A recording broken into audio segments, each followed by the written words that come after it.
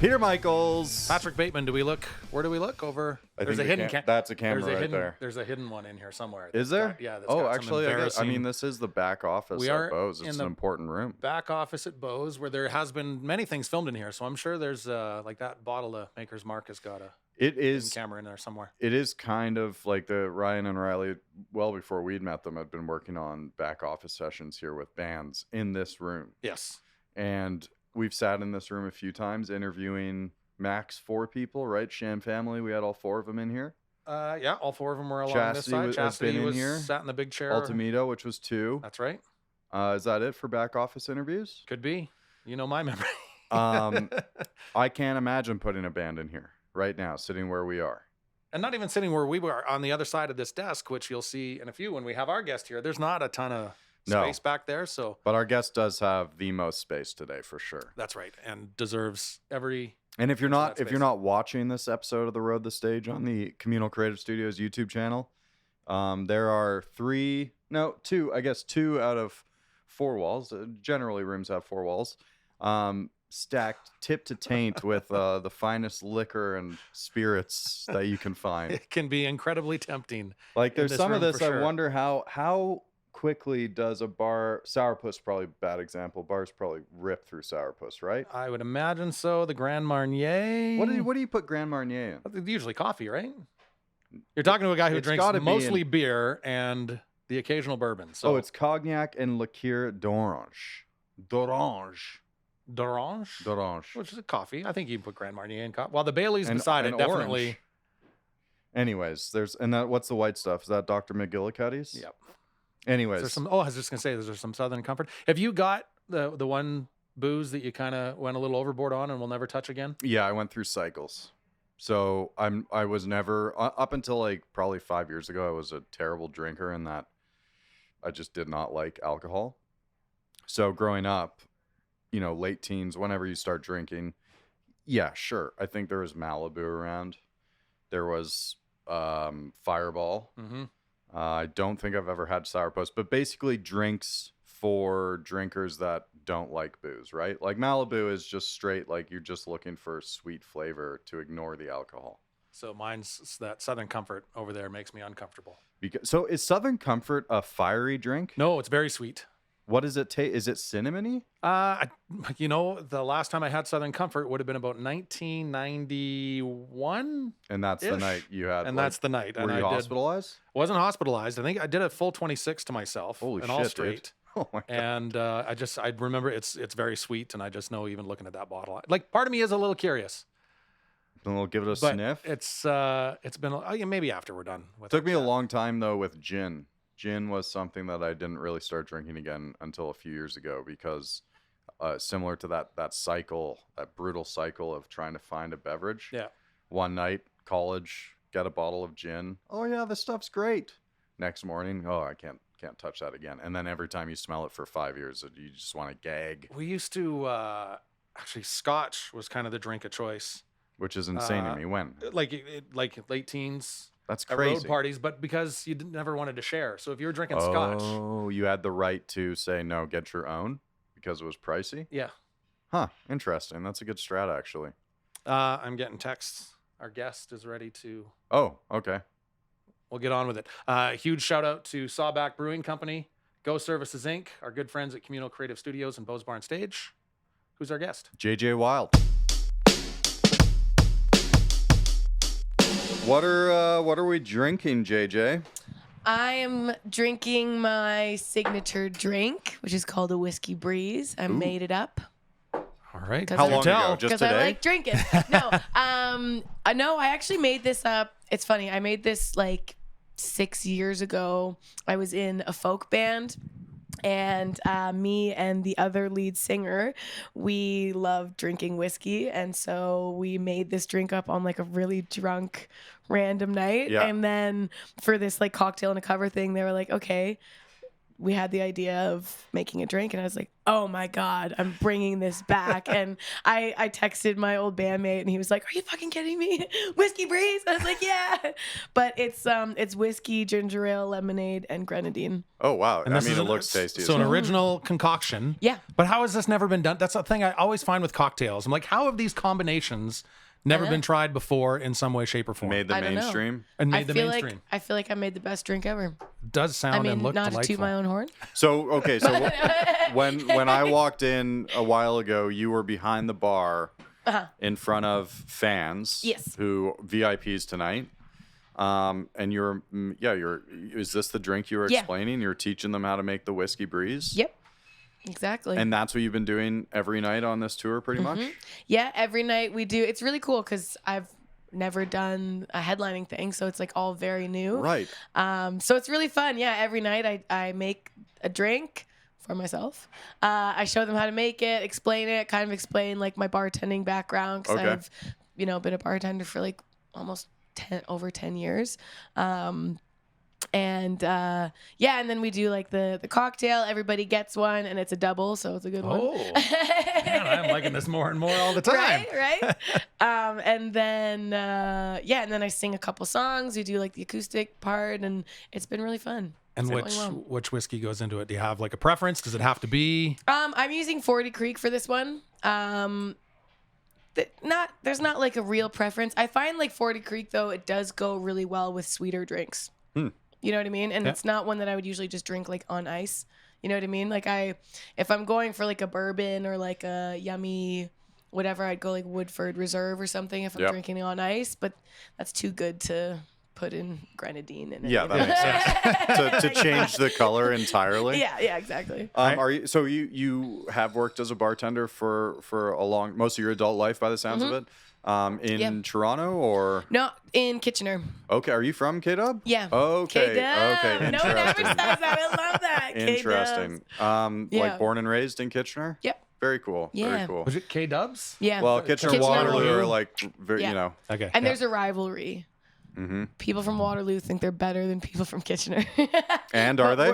We're better. Okay. Definitely. I went for. I don't know if it must be Waterloo, but I went to a restaurant. This really cool old school diner kind of place on like a main street. Just the Mel's Dine. Oh wait, when was it? summer. It was in the summer. It was in August. And Oh, okay. Okay. and they've got these awesome old like posters from like comedy shows and concerts in the States and other places. Maybe I know actually it would have been Laurier. So yeah, okay. Okay. So is Waterloo. I wish I remember the name. Me too. I know But it it was was a the places super in cool Waterloo. spot. Bar, restaurant. It was both. And it was on the street that is forever under construction. King Street. Yes, I think the Okay. last 5 years or 6 years that I've popped into Waterloo, that fucking street is well under construction. Yeah. That's Waterloo. Yeah. Right. Subpar shit in water. That's right. They got to keep trying to keep up with Kitchener. And are you do you still live there? Yeah. Okay. Yeah. That's still home base. Have you moved out at all? I'm actually about to move to Nashville. Holy Whoa. shit. Yeah. What? Yeah. I'm pretty excited. I'm moving right after this tour, actually. Whoa. Holy Unbelievable. fuck. That is great. Like, Very I mean, excited. there's so much shit happening. And you've done a ton of writing sessions Yeah. and everything there already. I've been going basically back and forth since February, working on the album, and I've found because I've previously done everything in LA, and then I had done like one writing session at the very, very beginning of my career there, and I don't know if it was just because I was like a super new writer, and I didn't find the vibe. I didn't like mesh with the vibe right away, and then I went to LA and I found people I worked well with, and then I just ended up going there consistently. And then this past year I was like, I want to try something new, so I went back to Nashville. I was like, oh my god, like how did I not love this one? I was like, what was I doing? But so I've been going back and forth pretty much in between every tour this year, and now I'm moving, just making it official. Yeah. So have you got like a place? Everything's Yeah. picked out and good to go? Yeah, I did that a couple months ago. I just like got the apartment finalized, and So how stressful is it moving to another country?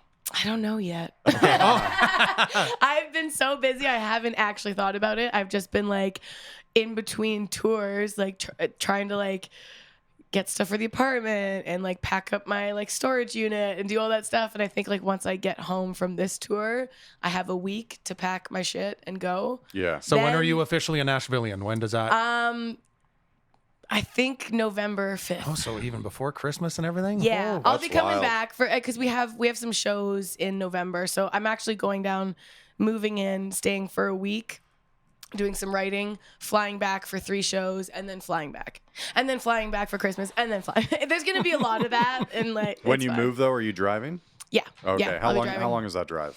It's like 11 and a half, almost Okay. 12-hour drive. Are you gonna one shot it? Yep, I always do. Yeah. Actually, one time I didn't. I did in 2 shots once, but usually it's What's the one. mountain? Yeah. There's a great mountain range that Is you that go. the Virginias? I don't know. I don't know. Imagine there's never got to be been- some pretty nice sights. I've never Oh, been yeah. to Tennessee. No, I have Nashville's bucket list for me. Tennessee's beautiful.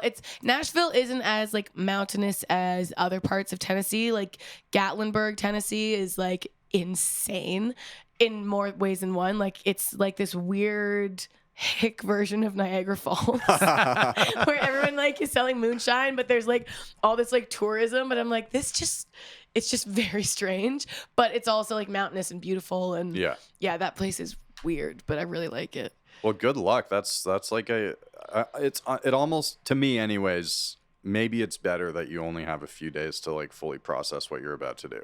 Yeah, I kind of think so. If you had like a full month just doing nothing at home, I'd be stressing. I feel like that might be heavier. Yeah, I think so. Now you're just like, oh yeah, we're doing this in like a week. Is that kind of the Yeah. JJ way? Jump in, Yes. and just don't think about it, and just fucking go. Absolutely. That's what I've been doing literally for the past like 3 years. I'm like, oh, I'm going there next. Okay, great. I'll just diving in. Yeah.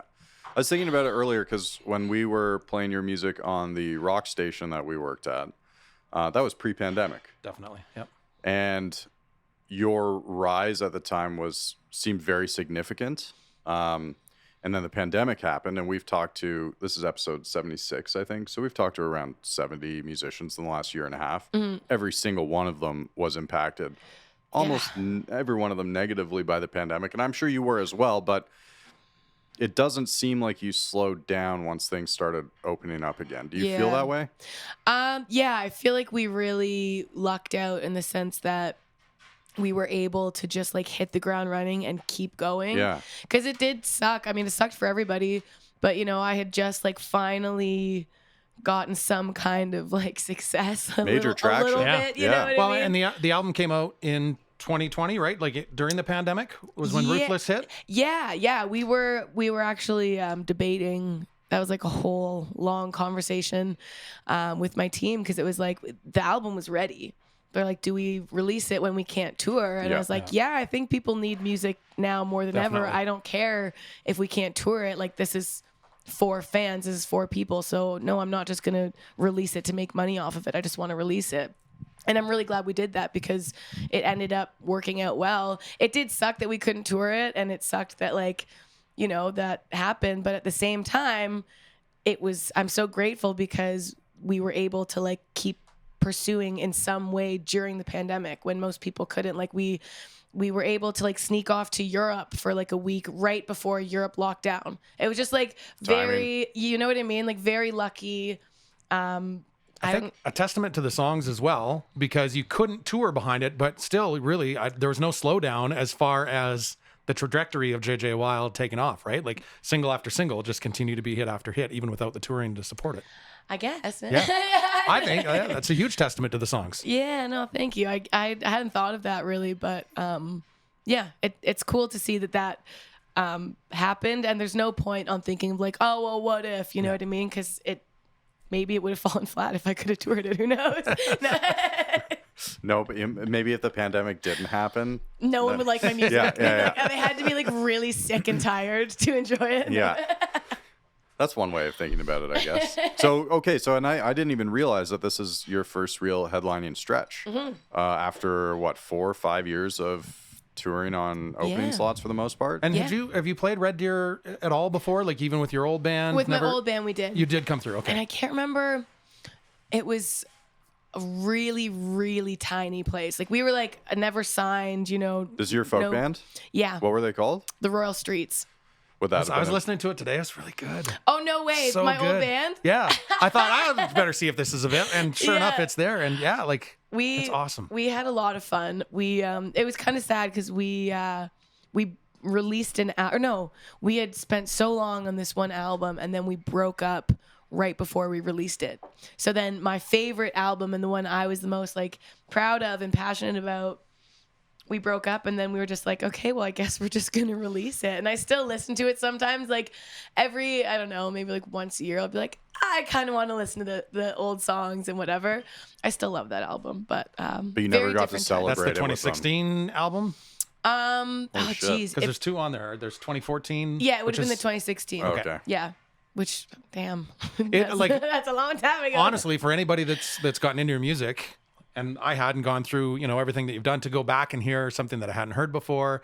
Your voice is still just as distinctive then as it is now. It's just kind of cool to find a little treasure trove cool. of extra JJ Wilde. But you were familiar with JJ before the radio songs, right? Yeah, so the couch sessions that you did with Right, Brett that's from what the it Glorious was. Sons is where I'd first Oh my gosh, had seen you. Was And I that remember like a talking to classic Brett. Facebook video? It was. Classic Facebook video. I remember just before they released Young Beauties and Fools, they'd send a bunch of radio people out to Toronto to chit chat. So I remember saying to Brett, like, who's this girl you got on the couch? She's like, yeah, she's an awesome, blah, blah, blah, blah. So those, like, is there any more of those coming? They were so fucking good. Oh man, that's so funny. That was so long ago. Yeah, it's funny actually. I met Brett through my old band, through the Royal Streets.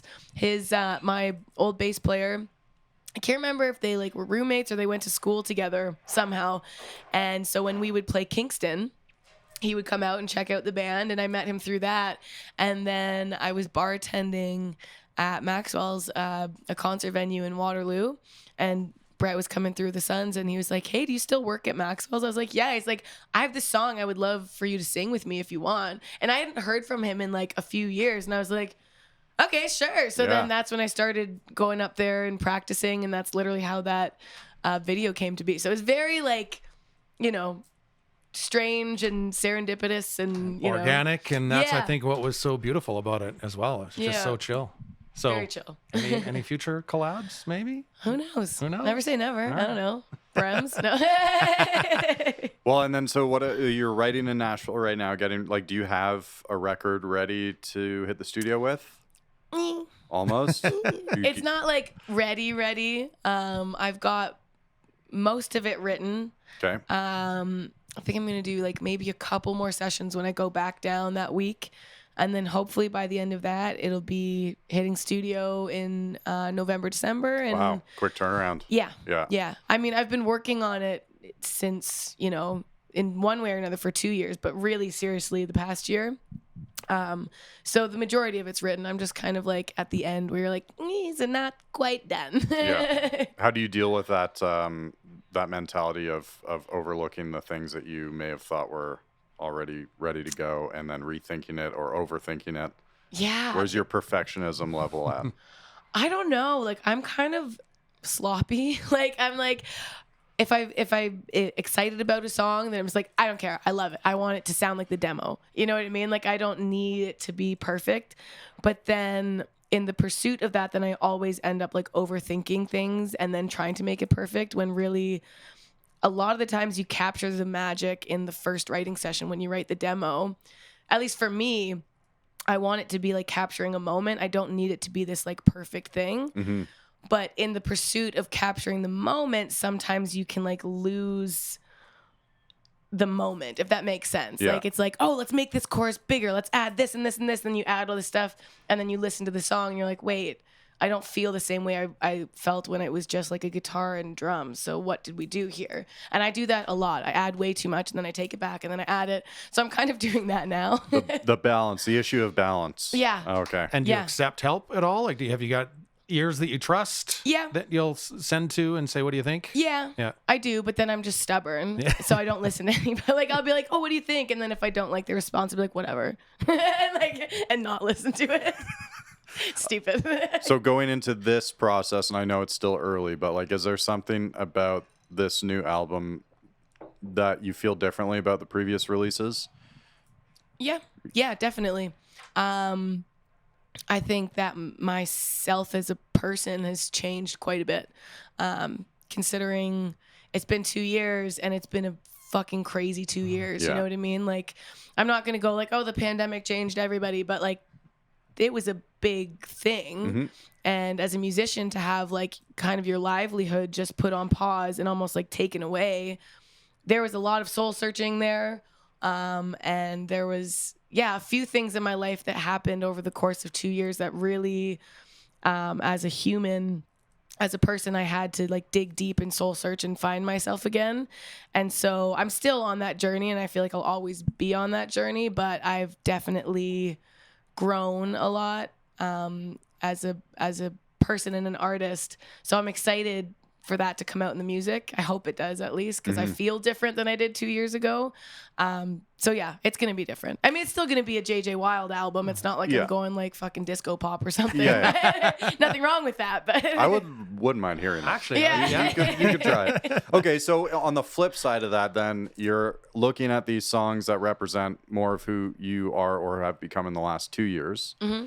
How does that affect you performing and looking back on the songs from 2 years ago? It's nostalgic. Like, I still love those songs. Like, when I perform the Ruthless songs, I still feel them as much as I did when I wrote them. I just feel a different way, I guess, about them. But I still sing them with heart and passion as if I just wrote them. But now it's almost like I'm looking back on the memories of touring and singing them and kind of remembering that. Right. I mean, there's certain songs that I'll sing that I always go back to the feeling of when I wrote it, like Funeral for a Lover, for example. Like, I've been bringing that song back on this tour. And there was a couple nights where... Should we just get what? that? I didn't even maybe we know should there's just a get phone that. here. No, it's gone. Hello? They're like, Are you coming to my show tonight? Yeah. But no, there's that song is one specifically where, and I hadn't sang it in a long time, and I started singing it again. And one of the first nights that I sang it, I was explaining like what it means to me and stuff, and I felt the energy from the crowd, and I felt all of a sudden like goosebumps everywhere, and I almost started crying, and I like turned around and I was like, whoa, like what was that? Like, I haven't felt that in so long. So it's weird how songs can kind of just like take you from, this year to like 2018, and all of a sudden I'm like, whoa, I'm back there in that position. But I feel like, to me, that means that the songs come from a genuine place. Yeah. So I want that to happen, even if I cry on stage, whatever. So going back to those days, maybe even a little bit before, there's so many inspiring stories about JJ Wilde. But one that I found really interesting, I had a friend of mine whose brother was an aspiring goalie. He's like 16, 17 years old, and he had an invite to a WHL hockey camp. So he went to an NHL goalie's summer camp to get up to speed and ready to go to this WHL camp. Yeah. And the goalie clinic was put on by a hero of his, an NHL goalie. And this guy watched him play a little bit at this clinic. And after a couple clinics said, if I was you, kid, I'd probably sell those goal pads. Yeah, like just crushed him. Just crushed him. And unfortunately, he did that. And I don't think he ever played again. Yeah. So you had something similar happen where at school you had teachers tell you your voice wasn't good enough. It wasn't suited for this. It wasn't suited for that. Oh, yeah. How the hell do you move on from that and give them a big middle finger? Well, that's exactly what you do. We're sitting here today, aren't we? You just say, I don't give a shit. No, I think, I mean, it sucks when people don't believe in you. But at the same time, in any industry that you're in, it's not just music or performing or sports or whatever it is. There is always going to be people that want you to not succeed. As shitty as that is, for whatever reason, and it usually has nothing to do with you. Maybe that guy had a bad day. Yeah. You know what I mean? And he just ruined somebody's dreams because he was having a bad day. Nothing to do with him. And the more, I mean, I used to see it in bartending and serving. Like, people are so mean to servers when they're having a bad day. Like, you have no idea. So I was used to that kind of like mentality. And like, I got bullied in high school. Like, I was used to people not believing in me. I also had a great support system. Don't get me wrong. Like, my family and friends were always my rooting, you can do this, do whatever you want kind of thing. But yeah, I think if you don't believe in yourself, nobody else will. In anything. So that's kind of the road I took, and I just was like, I don't care. I'm going to do it and at least try it, because if I don't, I'll never be happy knowing that I could have tried. You know what I mean? I had to at least like give it. And then do you shot. like, do you just move on from that and ignore, or is there like middle fingers to those? You sending them? You sending them test pressings? No, I think the best revenge is, if this is a line my sister always said, she's like, the best revenge is served cold. And it's when, you're not angry anymore. The best revenge is success. You can just sit back and be like, well, you were wrong. You know what I mean? And at that point, like, who gives a shit? They probably don't even remember saying that. Right. Yeah. You know what I mean? That's the sad part, that's right? The other like, crazy thing is like that stuff, like when you're terrible to people or negative towards people, like, it might not even affect you, but you don't know how long that person is going to carry that for. Like, you know what I mean? Like that person quit their dream because of something one person said. And that happens all the time. And like, don't get me wrong, when I was told those things, like, it's not like I was just like, oh, whatever. Like, it definitely affected me. Did you have work to do? Like, is that something that, like, because that's like the thing. Vocally or? Yeah, like with singing, like telling someone, especially at a young age in an educational system, which is kind of seems counterintuitive to me, to tell them that I don't think you have this for something that you can train yourself and be trained to succeed at is, like, you must have been really bad. Really bad. No, I think so. In that situation, so I was in school in a performing arts prep program, which was geared towards music theater. And so I definitely don't have a music theater voice. So they were right in some aspect, right? Like I was in this thing, I was going because it was teaching like acting, dancing, singing, and kind of all aspects of performing. And at the time I wasn't sure which avenue I wanted. I knew I loved performing. I knew I loved music, but I was kind of like looking to see, and I quickly realized I never wanted to do music theater, but it was a way of like learning stage presence and stuff like that. So I quickly knew that that's not what I wanted, but the teacher was kind of like, this is not the voice. Like you don't, and they said my voice was lazy, which it is. I do have like vocal fry and not a technically good voice. So they were right, but in my head, I was like, well, I don't care. I don't want to be a music theater, like stage. We're not looking at the same goals. Exactly. Yeah. So for me, it was very easy to kind of like, okay, well, I'm not trying to do that thing. And I did have a professor afterwards come up, and he was like, don't listen to them. That's sick. You know what I mean? Yeah. So there was people rooting. It wasn't all bad. But I did, speaking of like, you must have sucked. I think I said really bad. But no, the first time I tried performing in front of people, it was with my cousin Dan, who's my guitar player now. It was so embarrassing.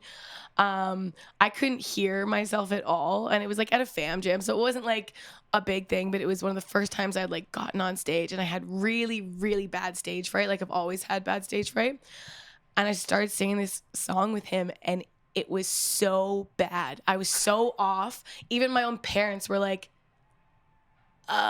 doing this, and I was like, oh no, like on stage, like panicking but still singing. I was like, so that like definitely happens. I didn't take any vocal lessons or anything, so I don't know if I just like figured it out. I don't know. When did you have that moment where you were first singing along to something on the radio or whatever, and you're like, I think I can kind of do this?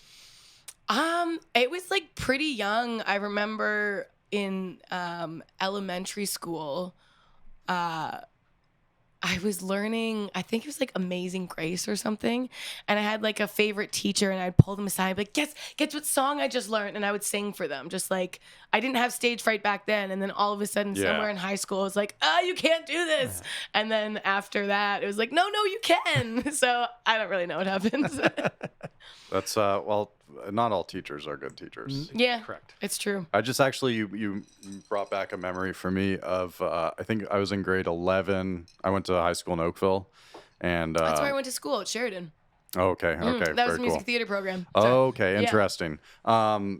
But my music teacher, very, very well known across the country, he's a pretty prolific music facilitator and educator. And we had a little rock band. We were just doing like covers or some bullshit at some outdoor high school thing.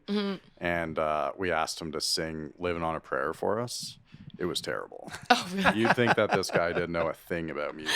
So, and he was the music teacher. Yes, he was. But a trumpet player. So we probably should never have relied on it. It was fucking bad. It was really bad. Those who can't teach? Something like that. Something like that. Don't tell that to my aunt. She's a teacher. So how often do you think about that negative, like those warning signs from people who, like, do you think about it? Does that inspire you today? The revenge motive? Not No. at all. No, Pete just brought it up. Now you've thought about it for the first time in 5 I years. was gonna say, don't let them live up there rent free, right? Like, isn't that the... Yeah, I don't think about that stuff. I think part of that whole soul searching thing that I was talking about, a big thing that I found that worked once I figured it out was not giving any time to negative energy. Yeah. And it's really hard. Like, I overthink things all the time, and I still think negative thoughts, and I spiral, and I can get really dark. But like having I guess, because it's a choice and it's a tough one, you know what I mean? Like when those like bad thoughts come in, it's really hard sometimes to turn them off. Mm-hmm. And so for me, just trying to not let them in, and then if I do, trying to like, talk myself out of it, or like practice gratitude instead, just to like get it out of there. That's really helped. So yeah, I mean, for me, it's like, why bother? Yeah. It doesn't mean anything anymore. And I think if I do something out of spite, at least my personal belief is like doing things out of spite, nothing good's going to come from it. Yeah. I'd probably suck at music if I was doing it for revenge. Although I have to say some songs are definitely Indirectly, but also directly. Use it as fodder for sure. Oh, yeah. For sure. There's a lot of exes that, Yeah. some good revenge. But I mean, hey, all's fair in love and war. There are some people out there that can't listen to specific JJ Wilde songs. Right. Yes. Okay. Do they know it's about them, or is there going to be... I feel like maybe a few. Yeah. Yeah, there's some that they're definitely gonna know it's about them. There's no way they couldn't. I think I'd heard before you kind of went down the music path as a career choice. I think I'd heard you talked about maybe being a mechanic or getting into mechanics was an option. Yep. So if the van breaks down on the side of the road, are you getting under the hood? Nope. Okay. I never went. There's a down reason why that wasn't the career? Yes. No, there was a few things that I thought maybe I could do, and my dad and I have always had a bond over cars. When I was younger, he'd always take me to the car show in Toronto every year. That was something we do together, and I love cars, and so I thought this would be a really fun thing to be able to fix, old cars and restore like vintage cars. That's kind of what I wanted to Do you have a do. favorite? I have a few. Yeah. I have a few. Like I'm definitely a Mustang, but vintage Mustang, you know what I mean? Like late 60s. Yep. Mm-hmm. Not the racerback though, before that, Oh, with like the okay. nice round headlights, probably the 64, 65 baby blue Mustang convertible. That would be Do you have one already? No. One day? Is that on the list? One Yeah. day. I have a VW Golf right now. It's standard. Nothing at least. wrong with At that. least it's standard. Yeah. Hang on. I've got a 68 Chevelle sitting in my garage. Woo! I've had it since I graduated, Amazing. and it's always been 1 year. And then kids come along, and it seems so far away. But I think this spring, Yeah. kids are starting to get older, and there's a little bit more feel income like kicking around. That I've might heard go that. this. I know Yeah. you've heard I feel been like here. I've heard this a few How times. many years has he been saying this? I've got a buddy of mine who's a body guy, and I've Yeah. always said to him, I'm like, as soon as I'm ready, man, I can do like a lot of the, engine work. Yeah. Uh-huh. But you'll get the body work, and that was probably I've been 2 decades been saying that to him. I think. It's still So I there. think he's given up. I'm like, dude, this is the year. He's like, yeah, It's never right. too late. It's never too At late. least you didn't Always hang sell on to it. that. And there was many times where I thought, Yeah. just sell it. And kudos on to my wife. vacation. My wife was always, you'll regret it. Yeah. It's not costing us anything sitting there. Wow. One day there'll be Special woman. That is Special special woman. because I feel like a lot of wives would be like, just the get hell that thing out out of- of the garage. It's taking Yeah. up space. That's our She- trip to Disneyland. she can't park in the garage because Wow. Wow. I know. Wow. Very special woman. Very special. That's incredible. You're a lucky guy. I'm a lucky guy. I also, as I DM'd friend Pete Van Helvoort earlier today, Oh my God. trying to get little Petey. tidbits. He said, tell them I love them, by the way. We love him. But he went to Paris with you in the summer, right? Yeah. Yeah. How was that? You're opening for a small band, right? Yeah. This like small band. 4 called- letters. Yeah. Kiss. Right, that's the one. That's the one. Yeah. Was it? No. It was just the Paris show. Yeah. Okay. Yeah. Okay. Yeah. What was that like? It was insane. Yeah, it was absolutely insane. It was, well, actually, no, it wasn't Paris. It was in Nîmes. So it was still in France. Oh, okay. But more south. And it was in this old Colosseum. And like gladiators actually used to fight there. Like it's that old. It was insane. insane. I don't know what I was more starstruck by, the band or the venue. Like I walked up, I was like, this is not real. Like what? Yeah, that was insane. How long did you know about that gig before you actually performed? I don't think it was like a crazy amount. Like no one ever gives me that much notice. I feel like probably on purpose. And for something like what was your mind at? Where was your mind? Was the stage, if you've got stage fright, is it worse going into a show like that? No, I don't. Playing in a coliseum in a foreign country for this legendary band, like how did you feel going into give it? you the prep talk before you went on that show. Well, now I'm nervous. Are you ready? Okay, JJ, I don't know about this. No, I think like I was super excited, and definitely nervous. You know, you want to do well, and especially when it's like rock and roll legends. Yeah. But I think we were all just buzzing off the energy that it wasn't really scared. It was nervous, but part of dealing with my stage fright, I figured this out a long time ago, was taking that nervous energy. And I used to say to myself over and over, I'm not nervous, I'm excited. And I would literally just say that until I believed it. And I still do that when I get nervous. Sometimes I'll just like do that over and over again. And it actually helps. I don't know if that works for anybody else. Just reframe your anxiety. Yeah. Interesting. And like trick yourself. Yeah. And some whiskey breeze, Oh, perhaps. yeah. That always helps. Well, yeah, I remember Pete telling me about that because I was hanging out with him after the show in Calgary a couple months ago, and I think you guys were just about to take off to Paris like a few days later or something like that. Yeah. I remember seeing pictures like, man, that's a venue. Holy shit! It was nuts. It was crazy. Like looking out on that crowd, it was just like, yeah. Very, very insane. But I find like the really big crowds aren't as intimidating as the little crowds. Like the VIP that I do before the shows, I get a little bit more nervous for those than I do for like a sold out, whatever. Yeah. Because everyone, you can They're like right literally there. look They're at right on everybody you. in the eyes if A you few wanted times. to. Yeah, Right? yeah. It's like, wow. But I love that. It's like feeding off of the energy. Cool. Very cool. Well, that's, what new album? Do you have other plans that you can't talk to us about next year? What do you do for downtime? Because it just seems like it's go, go, go. You've got to... I don't have downtime. Nothing. What are you doing? Well, and this is the road to stage, and we don't often get to talk to somebody who's just come in on the road. What was today like? 6-hour drive. Yeah, from Grand Prairie, right? Yep. Showed up here and literally got ready in the cook's bathroom. Yeah. And then did the VIP. Like it was very much like, It's hey, we're just bang, here, bang, bing, bang. bing, bing. Yeah. But no, I think I had calculated it before. We had a bit of a break after the last tour. But before that, I think I had been home for 3 weeks and 9 months. It was insane. But it's good. I mean, like when I do get downtime, I really use it. Like I just go hiking with my dog. Yeah. I see my family. I try to like recenter and kind of like just chill the fuck out. You know what I mean? But it doesn't happen often. I'm also not somebody that's good at sitting still anyway. Yeah. So like I'll say like, oh, I'm tired and I can't wait to go home and blah, blah, blah. And then I'm home for 3 days. I'm like, hey, what are we doing? When are we going again? Like I feel like my career's at a standstill. And they're like, you've been home for a week, man. Like chill out. But if you're not doing it, someone else will. So, Yep. Right?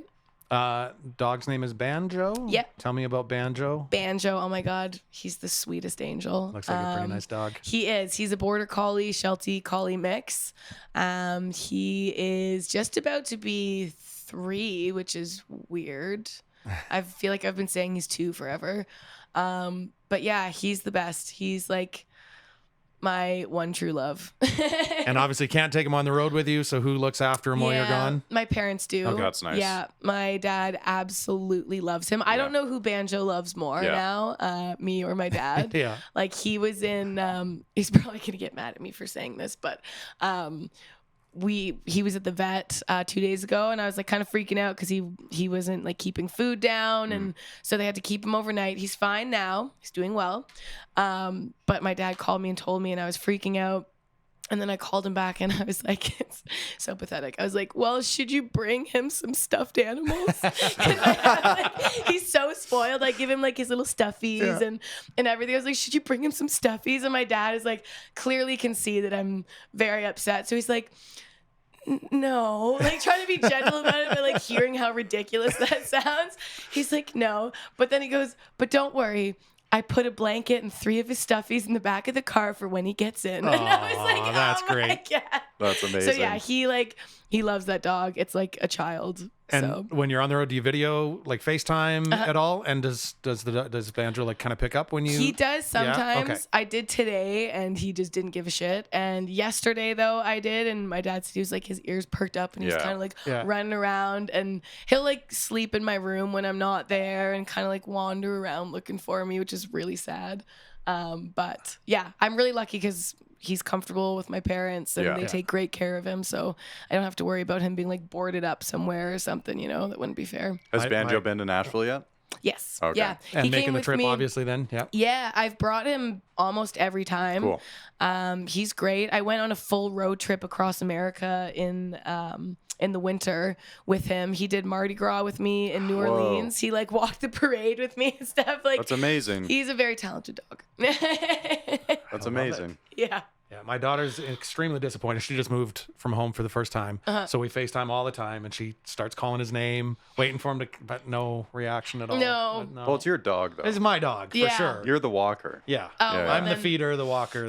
Yeah. He definitely clings to me for sure. Yeah. But she was hopeful for a little something, so I won't tell her that your dog reacts on the video. We'll keep He that. doesn't always. Okay. Like today he didn't. He actually did. It was funny. He was like chewing his stuffed animal, and I said something, and he just went like this. Like he just like his eyes like literally looked at the phone. I was like, "Are you side-eyeing me from like across country? Like what?" I often wonder if my dog is mad at me for something. Oh yeah, dogs hold I grudges. will. Like, So- hey, I just went to the fucking hospital last night and you weren't there. Yeah, literally. So he you want to get my attention now? I don't think so. literally he holds grudges. If it's we so funny. take ours to the kennel for a trip, like whenever I have him in my truck, he sits in the back seat looking forward all the time. Mm-hmm. But when I pick him up from the kennel after a couple of weeks of being away, he looks out the back window. That's the only time he stares out the back window. He's like, "How Is could after we've you?" left him for a couple He wants of you to weeks. know that he would rather be back there. Yeah. Exactly. Oh yeah, they are smart animals. Like Yeah. when I pack for tour, which also makes it so hard to leave. As soon as I open my suitcase and I start packing, he literally gets up and leaves. He'll just get up and He knows. leave and go up Wow. into my dad's room, and I'm like, wait a second here, huh? That's so good. Yeah, That's so very good. cute. They know. Yeah, Well, thank you so much for hanging out. You've got a stage to get on here right away. I do. Yes, Looking we forward really to it. appreciate This you has been taking a the time. long time coming. So Oh yeah, Yeah. very excited. I'm assuming you've heard of Bose by this point, right? Yes. Okay, Yeah. good. Yeah, Good. very Excellent. excited. All right. Well, thank you so much. Actually, while we're here, we may as well. Oh, yeah. I That's pick the it up? call. Get the fuck out of here. Is that who some else- sort of signal? It must be. Is it like a one ring and then Brennan's gone? calling us. Get out of my office. Yeah, That get could be. out. Who are we joined by today? Go Services Inc., Sawback Brewing Company. Yes. Bose. Yes. And the crew that does Communal the- Creative Studios. Subscribe to the YouTube channel. Please God. Please God. Please God. And then JJ Wilde. Thank you so much. Do you mind telling us when the Road the Stage episodes come out? When it comes It's a out, day that starts with a W. Wednesday.